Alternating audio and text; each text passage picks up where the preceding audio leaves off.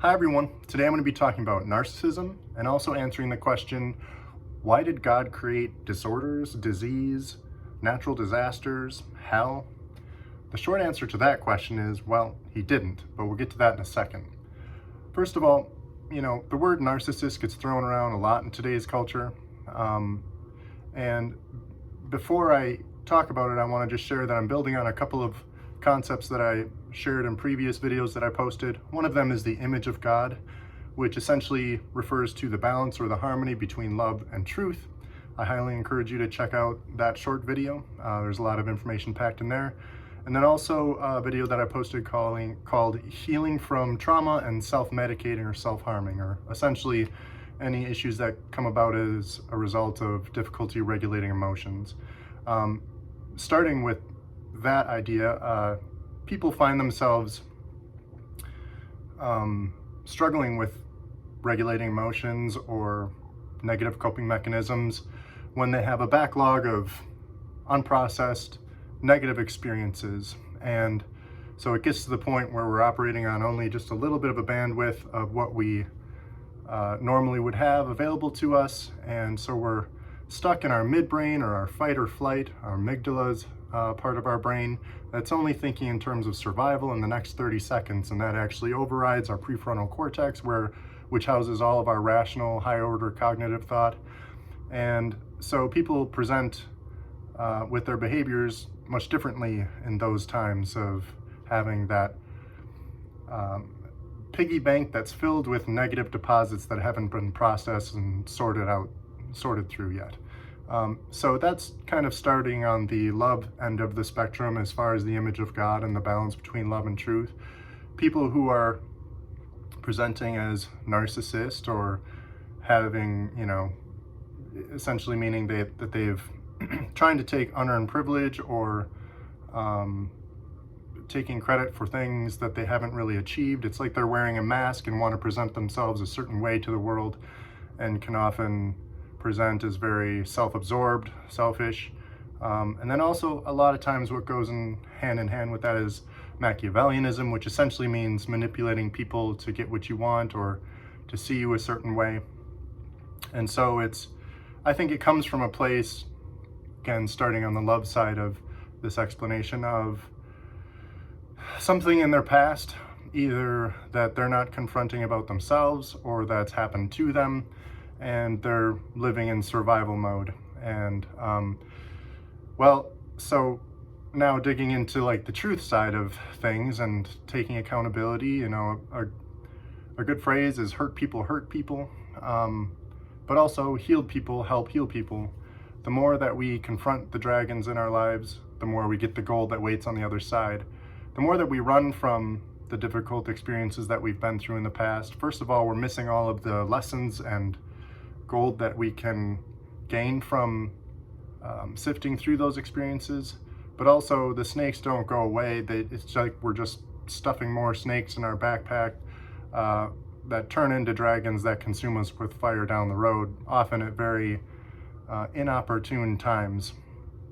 So we all need to take accountability. We're not responsible for our illnesses, but we are responsible for our wellness, because no one's gonna face those things and can face those things other than us. So as soon as we decide to stop acting as prey animals and start acting like people who can fight, face, and slay dragons, then our body responds accordingly, and we unlock all kinds of hidden potential just waiting inside of us. And not only do we find ourselves able to get through whatever negative experiences that we've been keeping in a fog, but then we find that we're able to take on new challenges as well. If we don't do that, like I said, and we just try to keep things stuffed away, what often happens is, I want to talk about the term psychological projection or narcissistic projection, because people don't want to face either demons from their past, so to speak, or take accountability for some of their own actions. What you might find is people projecting their own insecurities or the things that they're failing to face about themselves onto other people, because it's like, if I can keep everybody else in their place, then I never have to look inside myself. In my work as a counselor in clinical setting, crisis, trauma, and substance abuse treatment center setting, I've had a lot of experience working with psychological or narcissistic projection. Very familiar with what it looks like. A good thing to do if you feel like someone is stepping all over you or trying to manipulate you or isn't taking accountability where they should, and has fallen into a narcissistic state and is projecting their insecurities onto you, is to get quiet and just listen. People will almost always tell you exactly what they're up to if you listen very closely. Another very good rule of thumb is to keep our side of the street clean. The more that we are living in truth and taking accountability for our own actions, the more that we're able to spot deceptions when they blow onto our side of the street, so to speak. But the more that we're living in deception and delusion and keeping things in the fog so that we don't have to take accountability in our own lives, then the more we throw off our barometer to be able to gauge truth. So it's a great way to find order in your life and be able to tell where the snakes are around you, is by telling the truth. Now, I want to move on to kind of a broader picture, like I asked earlier, is why does God allow disorder in the first place, and diseases like cancer and diabetes and natural disasters, floods, earthquakes, and why did God make hell? Well, you can trace that snake's tail all the way back to the Garden of Eden.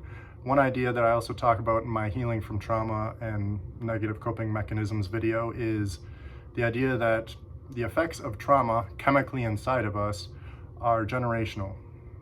The passage, children will pay for the sin of their parents to the third and fourth generation, that's absolutely true. If we don't take time to process through the things that we've been through, those sort of chemical deficits inside of us get carried on generation to generation, on top of all of the behaviors that go along with unprocessed sources of negative emotion and trauma. So starting out, God made a orderly universe. Everything was in its place. He made man and woman in perfect balance, and one act changed that forever, and that was Adam and Eve eating of the tree of the knowledge of good and evil. From that one point, you can trace back everything, even natural disasters. One example along the natural disasters line is, it's believed that the earth likely pre-flood had a water canopy encasing the entire earth, and that the atmosphere was much different. Probably a lot more oxygen in the atmosphere. You know, today we use things like hyperbaric chambers to increase our oxygen levels, which can bring about a lot of healing for many different ailments. But back before the water canopy collapsed during the flood, the atmosphere was just naturally full of more oxygen, and we have no idea what that environment was like pre-flood. Along the same lines, the springs from the earth burst open and the earth's plates shifted during the flood, and so that can account for many earthquakes, tsunamis, hurricanes. Just about any natural disasters can be linked to the effects and consequences of man's sin. And by sin, I mean the hurtful ways that we speak to and act towards each other. In the Old Testament, there's a great emphasis on how to treat, let's say, a garment that has a little bit of mold on it, one spot. And the reason being, if you don't take care of that one spot, it grows and infects the entire garment. And that's symbolism also for the effects of sin, is it corrupts everything. Even just one act leads to all sin. And so diseases compounded over time from the various ways that we, not only the hurtful ways that we treat each other, but also the sinful acts that we engage in, going all the way to Many of today's industries are fueled by greed. Pharmaceutical companies that are not necessarily trying to heal people and couple medicinal interventions with psychotherapies, but just throwing higher and higher dosages at symptoms, and that not only can cause a person to not gain healing, but to get progressively worse. It's like, oh, this higher dosage and this new cocktail of medications isn't helping. I must just really be messed up. But the reality is they're just trying to chase after the symptoms with medications rather than coupling it with the real processing and therapies that are going to bring about actual healing. Medications are just meant to be a crutch for a time to help us through the healing process. But unfortunately, in today's world, even in many treatment centers, it's become like a revolving door where people are treated like products that run a business. And certainly the pharmaceutical companies are guilty of that as well. I mean, getting even into our food systems and a lot of the intention behind different fast food places, or even with what you find in grocery stores, so much of it is fueled by greed. And so even though it might seem like these things are extraordinary and that it must have been God who made them, they're all the result of sin in the world. And so is hell. You will never find in the first creation week that God mentions he made hell, because he didn't. He never intended for us to be there. God created the heavens and the earth, and in Genesis 3:17, when Adam and Eve broke communion with the Father, it says, "Cursed is the ground now because of what you've done." Thankfully, the answer to all of this, the story didn't end there, or we would have been trapped in hell forever, Adam and Eve and all of their descendants. But God gave a way out through Christ, who opened up the door to the casket and says, "Come and follow me. Come and model yourself after my example of love and truth more and more and more."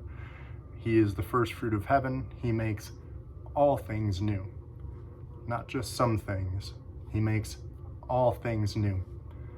So this wilderness that we're enduring at this time, all of the fires of this life that we're walking through, are leading to a beautiful light very, very soon.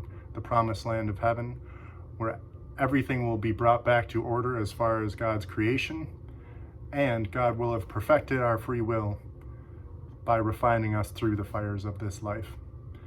You can't count to 7 without going through 6 first.